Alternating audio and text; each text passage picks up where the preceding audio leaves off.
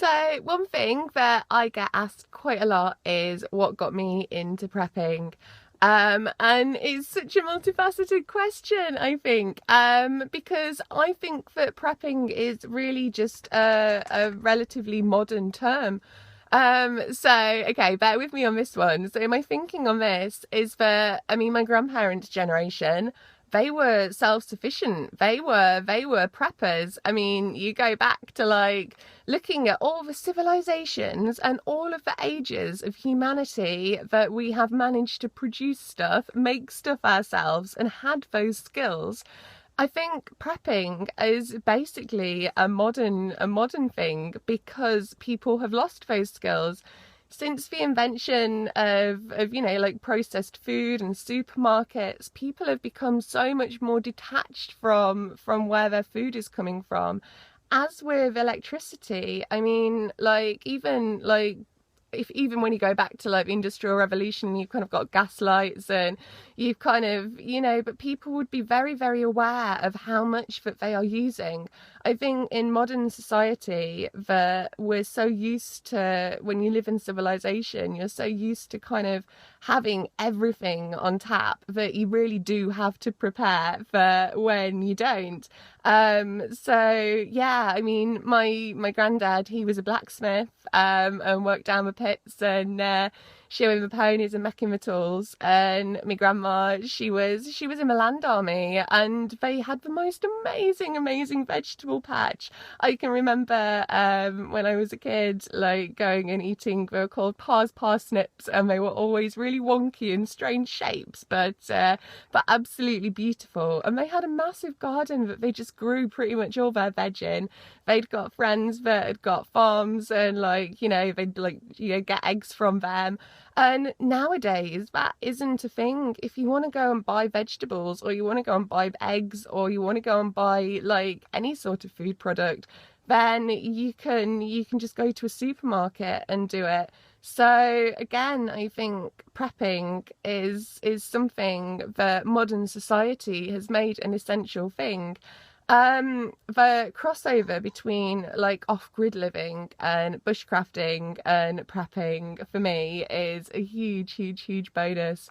I love off-grid living. When I was 16, I went to see one of I think it was the Fellowship of the Rings, Lord of the Rings film, and there was a group of Viking reenactors there handing out leaflets, and I was like, oh hell yeah, I'm going to join these guys. This looks well fun. So that was kind of my first experience of kind of going back to basics, because with Viking reenactment, obviously you're going away, you're camping for a week or a weekend or like however long, and you're literally living with the implements that they would have had at those times. And it was amazing as well, the difference when I started doing like Iron Age reenactment. The implements that I took for granted as being able to use as a Viking reenactor were different, and you could see the evolution of the pieces of kit that has kind of gone on over the years. So I really think that the last 100 years since me and my grandparents, they were born in the 1920s, so since the time that they were born, we have lost so many skills collectively as a society, which is one of the reasons that I am so keen to be self-sufficient. My other main motivation for it, to be honest, this might sound a little bit strange, but it was my health. So I've got quite a few health issues, and the life that I was living in civilization was not good for my health. So it really was a stop the ride, I want to get off. But you do need to engage with civilization to obviously make your solid plans for your next stage. If you're going off grid rather than in a SHDF bug out situation, then obviously there's going to be like a lot of planning and preparing and working things out. And I promise it is in the pipeline. The video on how to get off grid is up and coming. I've got some very exciting and terrifying, very terrifying but exciting different changes coming up in my life soon. So I will be able to give you guys a full view of the spectrum of off-grid living. So yeah, so people being prepared, I think, especially with the COVID pandemic, that has woken a lot of people up. I think what we've seen in Texas has woken a lot of people up. So, I mean, what does it mean to be a prepper? Um, I mean, it is being prepared. And I mean, when I grew up, we had a house that had a gas cooker and it had a wood fireplace. And we lived on a really, really steep hill, which pretty much seemed to get like snowed off pretty much every winter. All the electricity lines would be down. And we were always sorted. We were always warm and cozy. We got the fire, we could cook. And I can remember, I can't remember how old I was, but I can remember like at one point some neighbours came round to cook food on my mum's oven. And yeah, as an adult, I now get why that was such a stressful situation. But as a child, I thought it was ace. I'm like, oh, this is great. We've got the supplies. We've got like the community building sort of thing. So even as a little kid, and like I've said before, you know, my dad took me to places like family days out to like Hat Green, secret, not so secret as it's signposted, nuclear bunker. Would recommend it when lockdown's open. It is a pretty cool place to go. And also have to mention that my dad, he wouldn't call himself a prepper, but he is one of the coolest people, and he's got a massive Geiger Counter collection. I mean, I don't know that many people that even know what a Geiger Counter is, let alone how to work it, let alone how to fix it, let alone has a huge massive collection of them. So yeah, big shout out to the Geiger Counter collectors of the prepper world. But prepping really can be anything. It's totally dependent on what your requirements are. So, I mean, if you're living in like, you know, mainstream civilization, then prepping for you could be making sure that if you have a power outage, you've got battery packs that you can charge, potentially get some solar, like solar charge panel things. They're always a good backup. But, you know, keeping extra supplies of fooding, keeping like extra supplies of kind of medical supplies and things like that, that would be good basic prepping for living in civilization.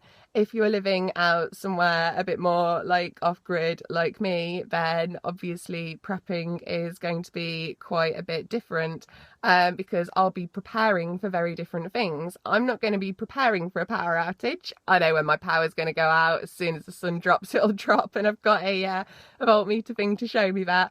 But the things that I have to prep for are, you know, really, really bad weather. Again, like charging and maintaining my battery packs, if I want to run electronic devices and stuff. And so yeah, what you're preparing for and what you're wanting to invest and get into is totally dependent on your life circumstances. And I think as well that if people try to see prepping as a lifestyle change rather than as a hobby, then it'll be a lot easier for people to get into it. If you start making if you're just starting out prepping and you've looked at all the Facebook groups and you're panicking and thinking, oh my good God, I need to buy all of this stuff. It's like, no, mate, no, literally, next time you go to the supermarket, instead of buying 2 tins of beans, buy 4. Do that every time, and within a couple of months, you'll have a whole larder stocked up. And the same, you know, with medical supplies. Every time you go past a pharmacy or somewhere, or have a bit of cash to spend online, like buy some decent first aid equipment. And yeah, and heating as well. You can get gas heaters, like portable gas heaters. Always make sure you've got a carbon monoxide alarm if you've got a gas heater running. But yeah, you know, so that would be part of a prep. But for me, that wouldn't be a prep because I've got my my lovely wood burner, so I wouldn't have to worry that much about preparing for heating, other than my kind of day-to-day routine of firewood collecting and processing and sorting. So yeah, so that's my kind of basic kind of view on what prepping is. And I think that the more people that are prepared, the better. going back to what I said about when I was a kid and we'd have people in the street that would be totally snowed off and without heat and like gas to cook on or whatever, from a very, very young age, I can remember thinking, like, why don't they just get a fire? Like, we've got a fire, why don't they get a fire? Like, it just made so much sense to me. Like, and I really do think that was my dad's influence, and my dad is so cool. Like I say, anyone with a Geiger Counter respect collection got to have full respect, and I am going to I'm going to send him a link to this because he doesn't get enough credit for his Geiger Counter collection, especially from my mum. But yeah, so that's my views on prepping, and yeah, peace and love.